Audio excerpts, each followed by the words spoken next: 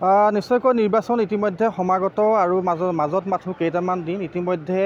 অসমীয়া ৰাইজে ইতিমধ্যে বাপতি সাহোন ৰঙালী বিহুক লৈ এতিয়া ব্যস্ত তাৰ মাজতে কিন্তু নিৰ্বাচনী ইতিমধ্যে যি বতাহ আচলতে ইতিমধ্যে কিন্তু থমকি ৰোৱা নাই সেয়া নিৰ্বাচন চলি আছে নিৰ্বাচনী প্ৰচাৰ চলি আছে আৰু যোৰহাট সমষ্টিটোত আচলতে ক'ব লাগিব যে যোৰহাট সমষ্টিটোত এক বিয়াগুম চৰ্চাত হৈ পৰিছে 14 নং লোকসভা সমষ্টি ইয়াত কোনে আচলতে বিজয়ৰ হাঁহি মাৰিব আচলতে কংগ্ৰেছৰ প্ৰাৰ্থী গৌৰৱ গগৈ নে ভাৰতীয় জনতা পাৰ্টিৰ প্ৰাৰ্থী তপন কুমাৰ গগৈদেৱ আচলতে দুই গগৈৰ ভিতৰত কোনে এতিয়া শেষ হাঁহি মাৰিব তাক লৈ এতিয়া আচলতে ব্যাপক উৎসুক হৈছে জনতাৰ মাজত আৰু ইতিমধ্যে নিৰ্বাচনী প্ৰচাৰ যি সেই প্ৰচাৰ ইতিমধ্যে তুংগত উঠা দেখা পোৱা গৈছে আজি মই আচলতে বহাগৰ এই প্ৰথম বহাগৰ আজি তৃতীয় দিন আৰু সেই ইয়াতে আজি 16 তাৰিখ ইতিমধ্যে দেশৰ প্ৰিয়ংকা গান্ধী ইতিমধ্যে আহি উপস্থিত হ'ব খন্তেক সময়ৰ পিছতে মোৰ সতীৰ্থ হৈ দেখুৱাইছে এয়া হৈছে যোৰহাটৰ যি বিমানবন্দৰ এই বিমানবন্দৰ ইতিমধ্যে আমি পুৱাৰ পৰা এতিয়া উপস্থিত আছোঁ খন্তেক সময়ৰ পিছতেই ভাৰতীয় জাতীয় কংগ্ৰেছৰ প্ৰিয়ংকা গান্ধী আহি ইয়াত উপস্থিত হ'ব আৰু ইয়াৰ পৰা পোনে তেওঁলোকে বিশাল ৰোড শ্ব'ৰে তেওঁ তিতাবৰলৈ যাব আৰু তিতাবৰত এখন জনসভাত অংশগ্ৰহণ কৰিব তিতাবৰ বোকাহোলাত আৰু তিতাবৰৰ পৰা আকৌ তিতাবৰত ৰোড শ্ব' কৰাৰ পিছত তেওঁ যোৰহাটলৈ আহিব গতিকে এটা আকৰ্ষণৰ কেন্দ্ৰবিন্দু বুলি ক'ব লাগিব কাৰণ সকলো চৰ্চিত সকলো VIP নেতা ইতিমধ্যে যোৰহাটত সংগোপনে তেওঁলোকে আহিছে আৰু খুব কম সময়ৰ ভিতৰতে হয়তো কালি পৰহিলৈ আমাৰ দেশৰ প্ৰধানমন্ত্ৰীও অহাৰ কথা আছে গতিকে ক'ব লাগিব যে যোৰহাটৰ 14 নং লোকসভা সমষ্টি এতিয়া আচলতে জনতাৰ বাবে ইচ্ছুক হৈ পৰিছে যে কোনে শেষ হাঁহি মাৰিব যিহেতু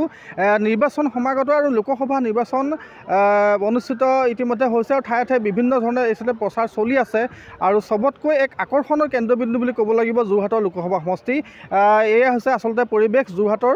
আৰু খন্তেক সময়ৰ পিছতেই প্ৰিয়ংকা গান্ধী আহিব আমি সেয়া ভাষ্যও আমি আপোনালোকলৈ আগবঢ়াম চাই থাকিব এনিভাৰ 24 যোৰহাটৰ পৰা উৎপল ভৰালী এনিভাৰ অসমত আমাৰ বিহু বতৰ চাবলৈ আহিব মানুহৰ লগত বাৰ্তালাপ কৰিবলৈ এটা সুবিধা পাব মই আমাৰ ইয়াৰ বিহু নাচনীসকল আছে তেওঁলোকক কৈছোঁ যে তোমালোকৰ দায়িত্ব যে প্ৰিয়ংকা গান্ধীক আজি অলপ বিহু নচাব লাগিব তো তেওঁলোকে কৈছে দাদা আমি পাৰিম তো সেইটোৱে আমি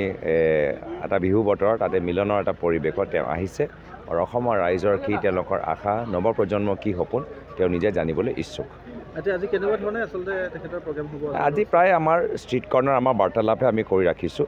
আজি আমি ডাঙৰ মিটিং গ্ৰাউণ্ড চাউণ্ড তেনেকৈ কৰা নাই তেওঁলোকে সদায় প্ৰিয়ংকা গান্ধী ডাঙৰীয়ানী সদায় কয় যে যেতিয়া আমি ইমান দূৰলৈ আহিছোঁ মানুহৰ লগত কথা পাতিবলৈ এটা পৰিৱেশ এটা সৃষ্টি কৰা মানুহৰ লগত ওচৰৰ লগ পাবলৈ এটা পৰিৱেশ সৃষ্টি কৰা তো সেইকাৰণে আমি তিতাবৰ চাৰিআলিত আমাৰ কিছুমান মানুহবোৰ তাত আহি তেওঁলোকে বাৰ্তালাপ কৰিব লগ পাব বিহু বতৰ সেইকাৰণে এটা সুন্দৰ এটা পৰিৱেশ এতিয়া খালি প্ৰকৃতিৰ ফালে আমি চাই আছোঁ আমি যদি প্ৰকৃতিৰ ফালৰ পৰা যদি অলপ সহায় পাওঁ তো ভাল হ'ব নহ'লে আমি অলপ আমাক কষ্ট কৰিব লাগিব আৰু নিৰ্বাচনী প্ৰচাৰ যিহেতু আপুনি ইমান দিনে চলাই গাঁৱে ভূঞে দেখিছোঁ বিভিন্ন প্ৰান্তত আপুনি সোমাই গৈছে কেনেকুৱা দেখিছে ৰাইজৰ নাই মই খুব ভাল পাইছোঁ আজি এই নিৰ্বাচনী প্ৰচাৰৰ জৰিয়তে যোৰহাটৰ চুকে কোণে সোমাবলৈ এটা সুযোগ পাইছোঁ আৰু য'তে গৈছোঁ মানুহৰ পৰা খুব ভাল ৰিছপন্স আমি পাইছোঁ আৰু সকলোৰে পৰা আশীৰ্বাদ সকলোৰে পৰা শুভেচ্ছা গাঁৱৰ মানুহ হওক টাউনৰ মানুহ হওক ব্যৱসায়ী হওক ছাত্ৰ হওক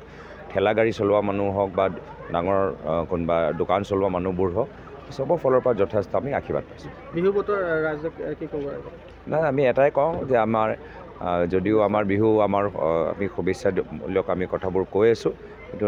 এই সাধাৰণ নিৰ্বাচন এটা গুৰুত্বপূৰ্ণ নিৰ্বাচন যি নিৰ্বাচনে আমাৰ অহা 5 বছৰ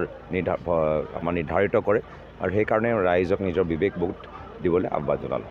Join BSc Nursing and GNM at St. Martha Institute of Nursing Guwahati under SM Group of Institutions.